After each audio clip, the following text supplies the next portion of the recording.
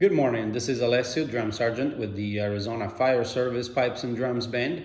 Today's video will be the bass setting for 343 The Fallen.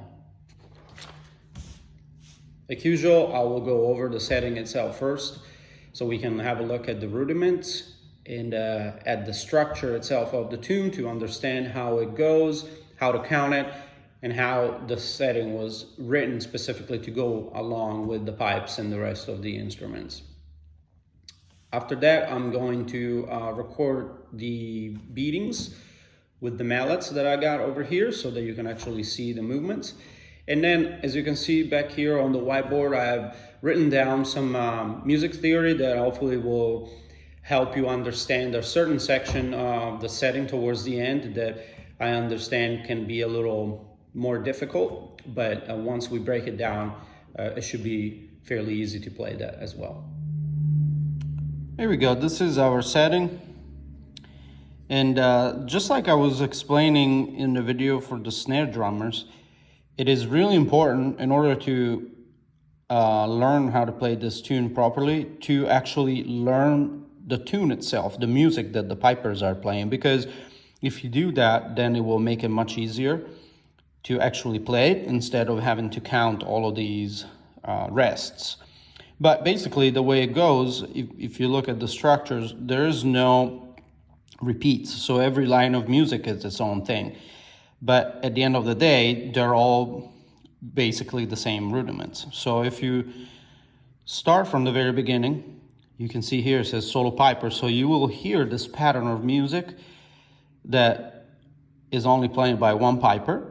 And then once it gets to the end here, it will repeat, and this is where the other pipers will come in. So it will be an 8 count from that point before the drummers start, and that goes for snares, bass, and tenors.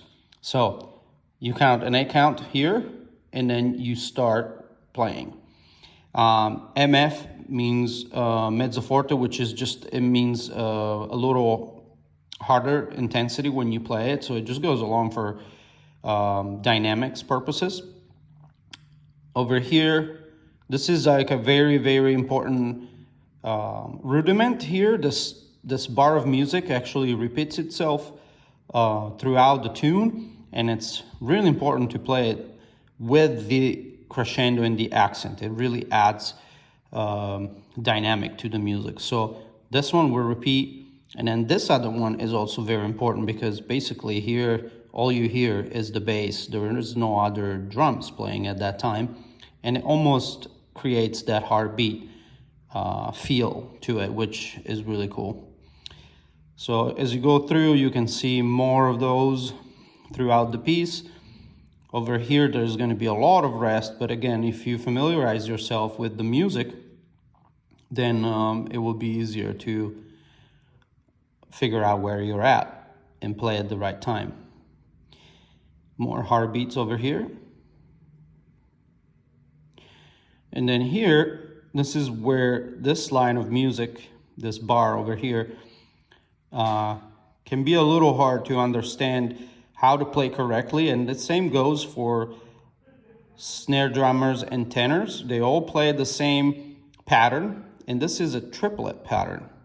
And I'm going to go over it right now on the whiteboard. Okay, so this is what I'm going to attempt to do this time. I haven't done this before, but hopefully this will really help you guys to understand that one bar of music towards the end. So this is not what you'll see in the tune setting itself. What you'll see is actually just this part, which is simplified. It's less music to read. We'll get to that. But basically, if you look, we are in a 4/4 time signature. And like I was explaining, it's a pattern that is written in triplet. This is a quarter note rest. So I'm going to put a metronome on right now, and we'll count through this line. And then this line is the same, just written different because you can see the rests. And then that one over there is just simplified version. This is what you'll see on the tune itself. Okay, so we have the metronome going. You can hear the 4/4 time signature repeating itself. 1, 2, 3, 4, 1, 2, 3, 4. Triplet, pause. Triplet, pause. Triplet, pause. Triplet, pause. So now, if we go over to this is exactly like that, but you can see the rest in the middle. So this is equal to this. It's just written in a different way. So now, if we look at this is what the snare drummers, the tenors, and the bass players are actually playing. So 2, 3, 4. Pause.